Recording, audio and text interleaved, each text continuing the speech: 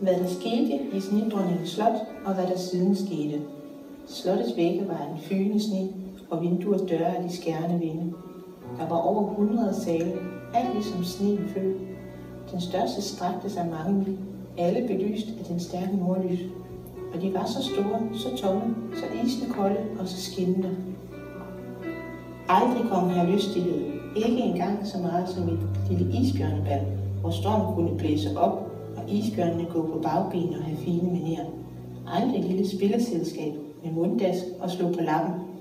Aldrig en lille smule kaffekommers i de hvide rævefrøkner.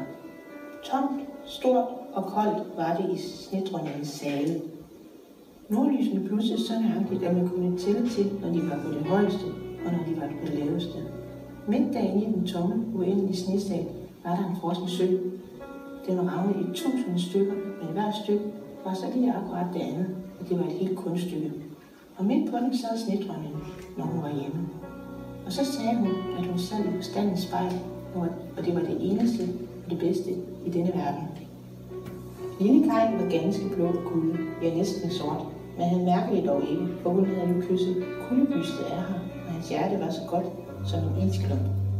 Og Snedronningen havde sagt, kan du udfinde mig den figur, så skal du være din egen herre, og jeg forærer dig hele verden og et par nye skøjter.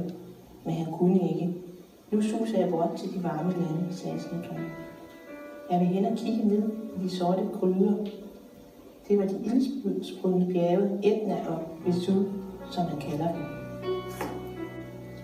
Jeg skal bitte dem lidt. Det hører til.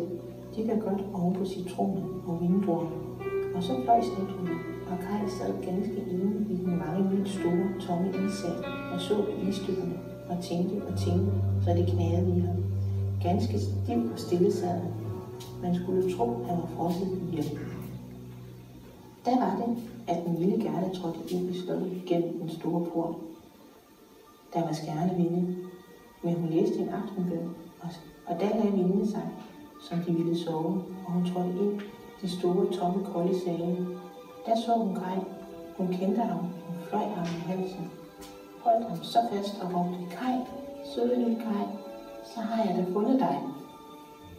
Men han sad ganske stille, stiv og kold. Der græd den lille Gerda hede tårer. De faldt på hans bryst, de trængte ind i hans hjerte, de optøede isklumpen og fortærede den lille spejlstuk derinde. Han så på hende, og hun sang salme. Roserne vokser i dale, der får vi barn Jesus i talen. Da brast Kaj i gråd. Han græd, så spejlvandet trillede ud af øjnene. Han kendte hende og jublede. Gerda, søde lille Gerda, hvor har du da været så længe? Og hvor har jeg været? Og han så rundt om sig. Hvor er her koldt, hvor er her tomt og stort. Han holdt sig fast til Gerda, og hun lå og græd af glæde. Det var så velsignet at se isstykkene danse og glæde rundt om. Og da de var trætte og lagde sig, lå de netop i de bogstaver, som Snedronningen havde sagt, han skulle udfylde. Så var han sin egen herre, og hun ville give ham hele verden og et par nye skøjter.